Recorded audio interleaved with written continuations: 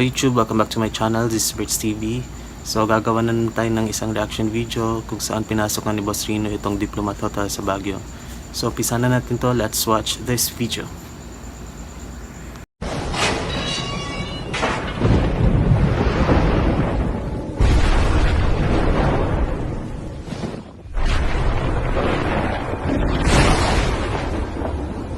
Boss Rino, welcome to my channel. So ito, dito na naman ako. Alam niyo ba kung nasan ako? Hulaan niyo kung nasan ako. Diplomat Hotel. So ito, solo exploration na naman. Ito ang most haunted places in the Philippines. So tingnan niyo. Grabe guys. Grabe, Sa labas pa lang pala, kahit ako na mismo na nanonood dito, ayaw kong pumasok talaga kasi kung nakikita ninyo yung video, Wala na. So sabi sa akin, ikaw na mismong nanonood dito is natakot ka talaga. Ayun. hanapin natin yung entrance. Sobrang nakakatakot. Marami kasing nagsabi na yung mga lahat ng mga turistang dumadayo dito sa Diplomat Hotel is may nakukuhanan po dun sa kanilang mga kamera. Ang boses ko. Ngayon dahil sobrang lamig dito, lalo ako natatakot eh. Grabe. Ibang klase si Boss Rino guys. Isa sa pinaka-haunted na place dito sa Pilipinas, itong Diplomat Hotel. So, kung saan nga is naging school ito at naging retreat house, and at the same time ginawa nga po itong pansamantalang kampo ng mga Hapones. And maraming mga pinatay dito, lalong-lalo na yung mga madre at yung mga praile. Yan. Ako lang mismo na nanonood dito guys. So ito yung entrance. Kinakabahan na talaga. Pansit. Ito yung entrance. So, Medyo nag-aalangan si Boss Ito Rino. para matapos So, na ako. tingnan natin yan guys.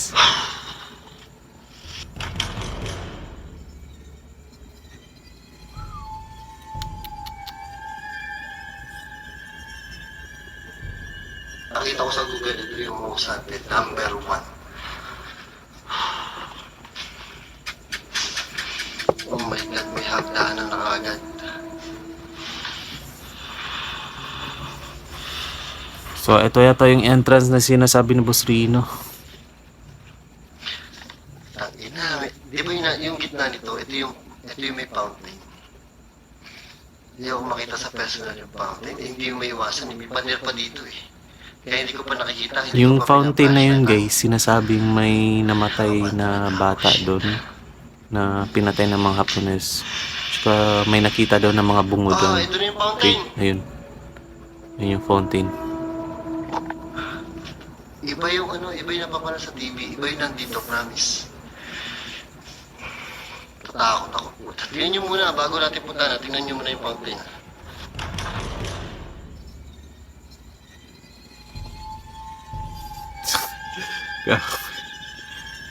Gagi, ang lakas ng kilabot ko, promise, hanggang sa batok. Ito yung fountain. Diyan yung may mga nakita na mga bungo Tingnan nyo guys. naman yung mga bintana doon. Tsaka yun sa history is may pinatay po dyan. Dyan po mismo sa area na yan. Putang ina mo, ano yun? Gago, may kumulog.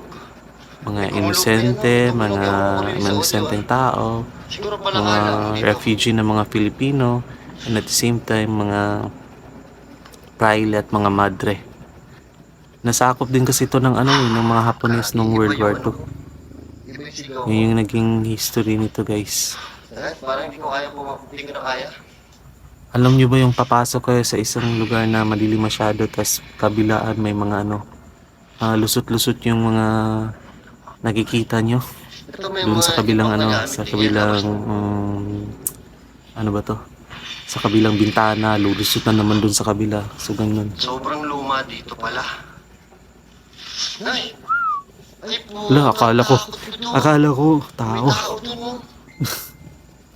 Kita niyo parang may nakasilip na pero paint. Para ng painting. Hindi kaya ahas yung naririnig ko. May may kumakalaswas eh. Yung fountain, grabe yung fountain. Akala ko may tao doon sa kabilang So ito is pinapasok niya first floor. Guys, papasukin ko yung fountain, bahala na sa Batman ha. Paano po yung second floor nito? May isa pa palang fountain dito. Grabe to. Gagi, Pinasok niya yung solo mga talaga. to, diba? Ay, kitang-kita na kaagad.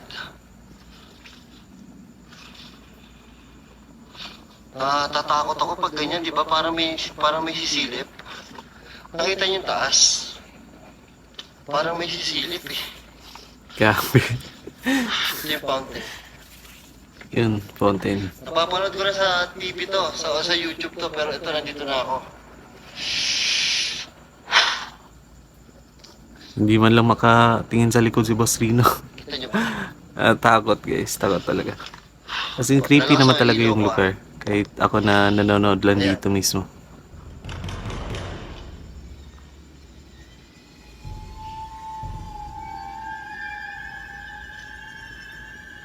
Alam niyo, parang nauutal na naman ako.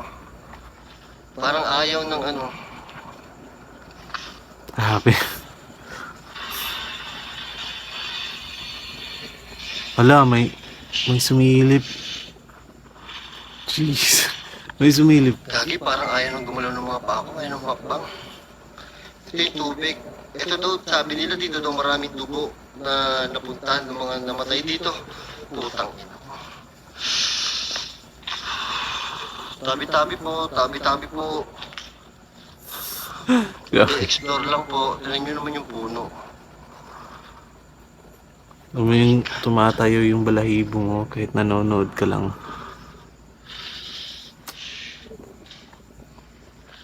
Siguro first floor pa to guys ha. Parang first floor pa to yung na-explore ni Boss Pakulisan Rino. ako. Tignan nyo sobrang lamig sa Baguio, pero sobrang takot na takot ako. Sobrang pinapawisan ako ng malamig. Ito, may isa pang fountain dito. Na-feature na rin kasi ito sa mga iba't ibang klaseng social media. Tsaka lalo na sa ano yung Kapuso mo Jessica Soho ata guys. Uy, hindi ko kaya. Shit. Kanina may sumilip talaga dun sa ano. Yung nakuha na ni Parang Boss ayaw Rino. kong pumasok sa loob. At parang hindi ko kaya. Yan. Balik na naman sa fountain.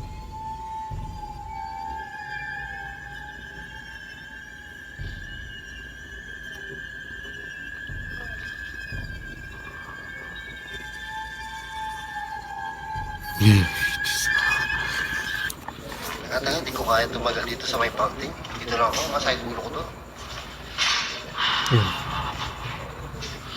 So dito muna ako sa may, hindi ko alam kung lobby to o ano, daan dito hindi masyado creepy. Creepy pero hindi katulad doon sa fountain, ibang klase sa fountain.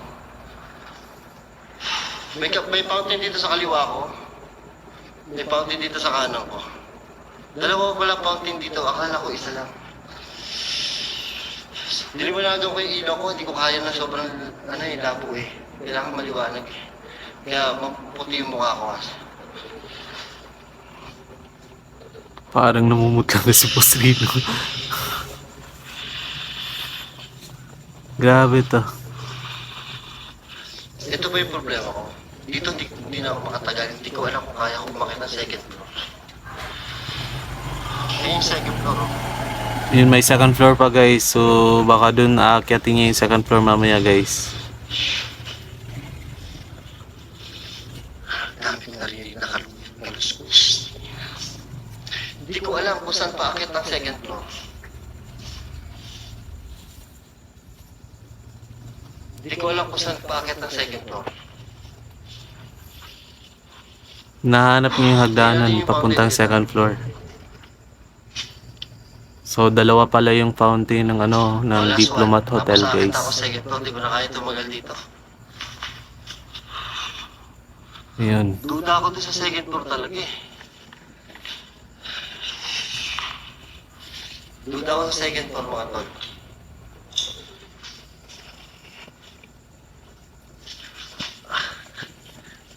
Hindi ako makapagsalita tayo.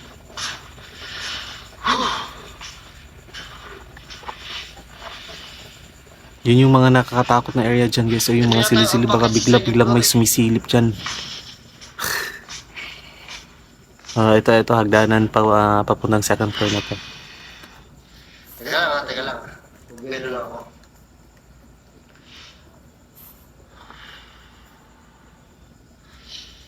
Bumelo lang ako. Hirap talaga ng Grabe. solo. Kung alam nyo lang. Kung kasama ko si Bal, walang problema. Medyo kakayanin ko kasi may nakikita ko yung kasama. Pag solo, ibang klase. Ang lupit. So, hindi ko alam kung ito yung hagdan papuntang second floor, pero bahala na. Ito, so may inaakit na siya na hagdanan guys. Papuntang second floor. Second floor na. Wala. Yan na. Oh, shit. May mga nag-a-advise guys. Alam nyo guys, may nakita ko isang comment na kapag pumapasok ka daw sa mga haunted places like ganito, much better iwasan mo daw na mag-ano ka, yung magmura. Baka kasi mas lalakas pa yung presence ng mga spirits or siguro evil spirits pa yung magpaparamdam sa'yo dun.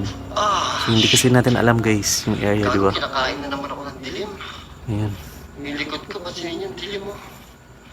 Hindi, maliwanag kasi ilaw, pero sa bandaran, katulad dito. Ayan na, napasok na. Second floor.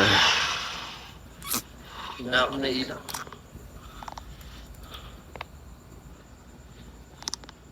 Nagloloko ba yung ano yun?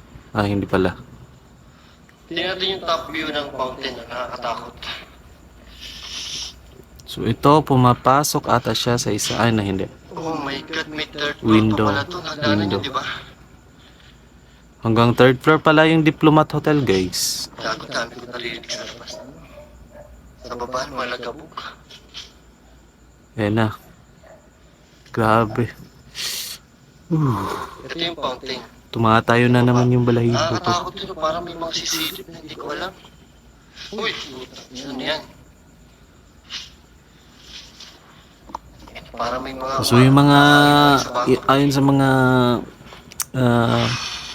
news or yung mga sikat na mga news program guys na tinangkang pinasok na nga tong or binroadcast na nga tong Diplomat Hotel na to, yung mga mismong nagpaparamdam nga po daw ng mga spirits dito is isang madre, tsaka isang batang may hawak na manika, tsaka isang fraile na pugot yung ulo, and then andun pa rin yung mga ano, mga sundalong Hapones, ganun. Nakatakot yung puno.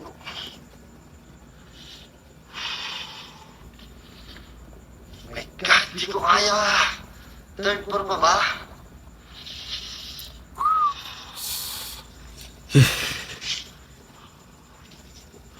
Ay, ito yung bathtub. May bathtub dito.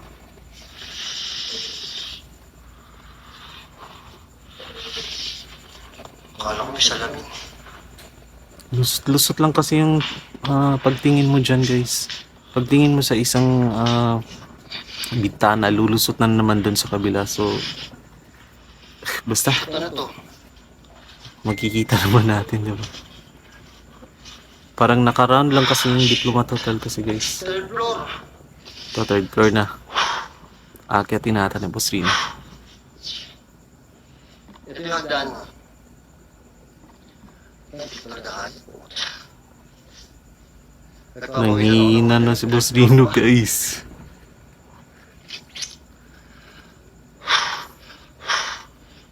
Okay.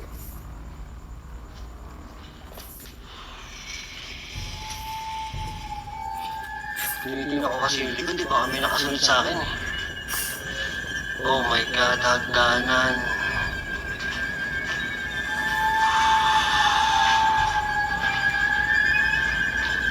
Hindi ko alam kung kaya ko to. Nanghihina na si Boss Rino, parang ayaw nang tumuloy. Third floor na to, parang diretso na to, rooftop ata. Ko kasi, pag may something na may mangyari, ang layo yung pupunta ako, first floor pa. Hindi ko nga alam kung paano ko lalabas eh. Oh my God. Isang mabilis lang to, ayoko na. Ay, may hagdan. May upuan pa na kahoy. Yun yung mga nakakatakot guys. So yung mga silid-silid. Grabe, ang creepy. Tingnan nyo to. Oh. Nasa gitna to ha, nasa gitna. Yan yung mga hagdanan, oh. Oh, ito yung labas. Grabe.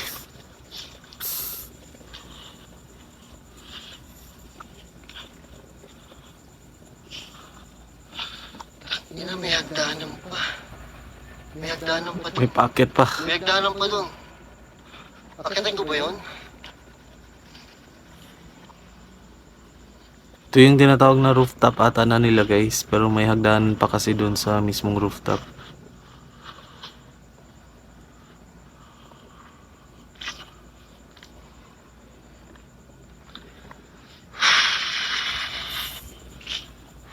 Akitin ko lang na mabilis ha, saglit lang, promise.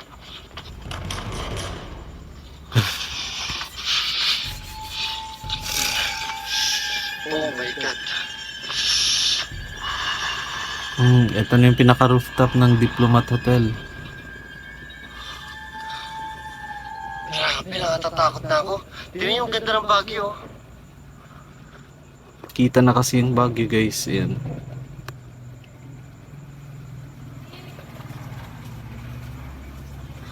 Tangina, sobrang ganda dito, pero sobrang creepy. Bababa na ako, bala kayo. Hindi na natagalan ni Boss Rino so bumaba na siya guys. Ito yung pinoproblema niya kanina, paano daw siya bababa. Kasi malayo daw, galing third floor na kasi. Or rooftop pa talaga.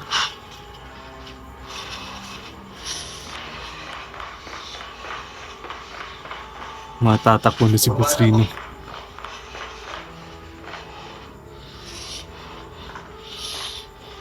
Pumunta sa inyong hagdanan.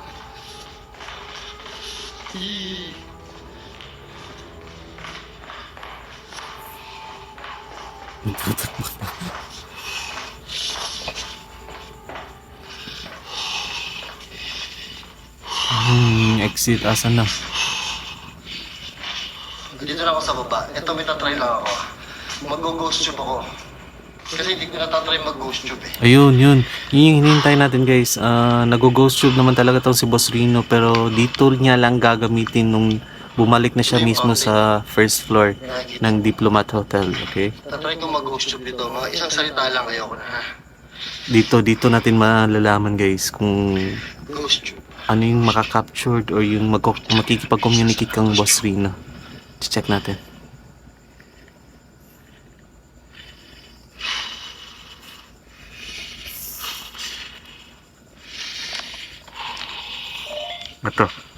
Ito na guys.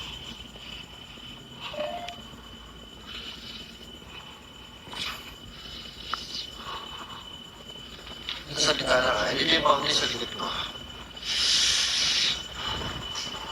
Dito niya lang ginamit yung ghost tube. Yung bumalik na siya sa first floor.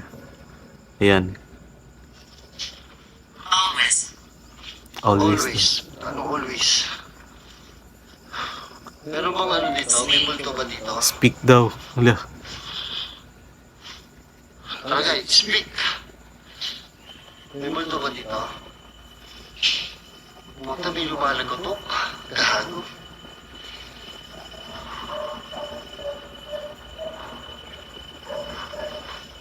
Mag-ghost tube ko lang ha. Hindi lang. May multo ba dito sa may fountain? May multo ba dito sa may fountain? Wala. 4 daw. Oh, puta ka ng 4 daw. Narinig niya yung 4? Worried. Wala. Apat na multo na worried. Bakit kayo worried? Kasi nandito ako. Sorry po. Tabi-tabi po. Narinig niya yung worried. Last one, sagot tayo ko na. 4 yung Okay lang ba? Hindi ka, okay multo. lang ba 4 yung multo. Galit ka ba? Or something?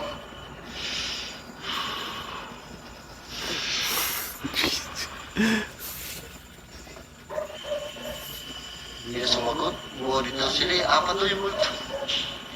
Puta, may mga lumalagotok pa.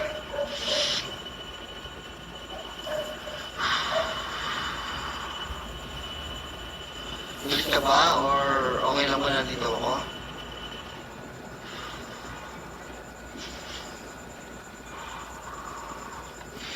watching you. Lo, How do you feel? Watching you. lo. Pinapanood daw si Boss Rino. May follow-up question pa na ano, how do you feel? Watching you. Watching you. Watching you. Baka andun na sa malapit guys. Yan, tumatayo ulit yung balahibo ko. Sabi yung watching you. Layo ko pa, nandun pa ako sa kabila. Monster. Monster daw. Ayaw na, uwi na ako.